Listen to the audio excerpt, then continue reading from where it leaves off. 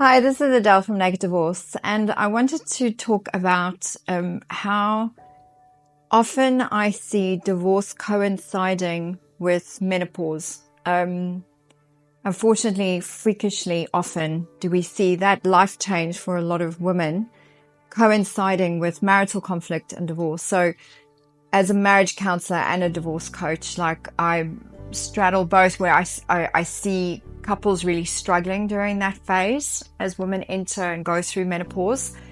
And sometimes if they haven't actually had any help from a marital perspective, it can go all the way through to creating a huge rift in their marriage and full-blown leading to divorce.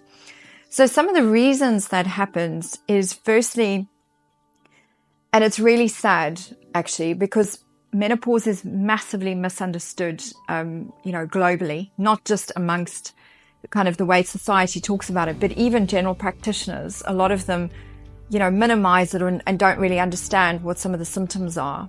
The symptoms are really very, very broad, and the misdiagnosis of depression during menopause is quite acute. And what really is happening during menopause is your system, your hormonal system is rewiring from one estrogen producing system to the different estrogen producing system.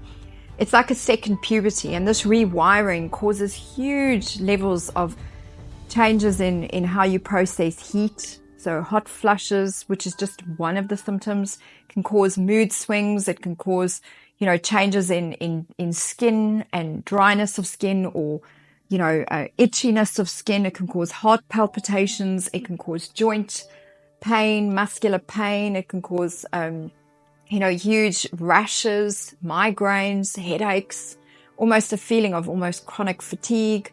The brain fog kind of aspects can be really quite worrying and stressful to a lot of women. So the symptoms and the hormonal changes can be massively worrying and dysregulating. And then if you go and see a GP and they go, oh, what you need is an antidepressant, well, that only covers like one of the many, many symptoms that you're going through as a person. So it's that feeling of being misunderstood, gaslighted in a way, medically, and sort of put on the side. And that can be really, really just invalidating for a lot of women. And menopause sometimes co-occurs with midlife crisis. It's that stage of life where perhaps you're changing career, or you're coming to the end of career, or you're starting to even have empty nest syndrome. Your kids are leaving home, and that can lead to a real crisis of identity. Like, who am I now? Identity as a woman, an identity as a person, and a wife, a mother. It can lead to a real existential crisis. And that existential crisis, if it's misunderstood and it isn't effectively signposted, and you don't understand the neuroscience or the medical side of it, it can cause real communication challenges and conflict within the marriage. And some of the health concern aspects, allergies that suddenly raise their heads, inflammation that suddenly raise their heads, which are also known symptoms of menopause. It can lead to, if it's not understood and communicated properly, it can lead to a real disconnect in the marriage. And if you've had issues in the past, perhaps some unresolved challenges, or you have challenges communicating, the kids are no longer around, your identity is suddenly in question, you've got all these symptoms that you're dealing with and health concerns, suddenly you can find that your marriage is in crisis or in jeopardy.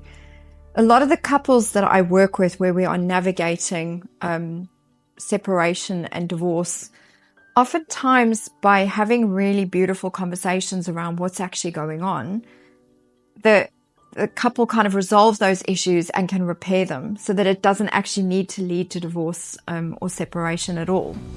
So if you find yourself going through a marital issue, always ask yourself at the same time, what age am I?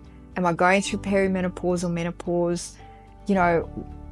Are there some of these symptoms and health challenges that I'm experiencing that are actually involved in the psychological challenge that we're having? Is there a biological basis for what I'm going through? Is the psychological challenge or the sudden communication conflict that we're having Is it accompanied with some other thing that is occurring at the same time?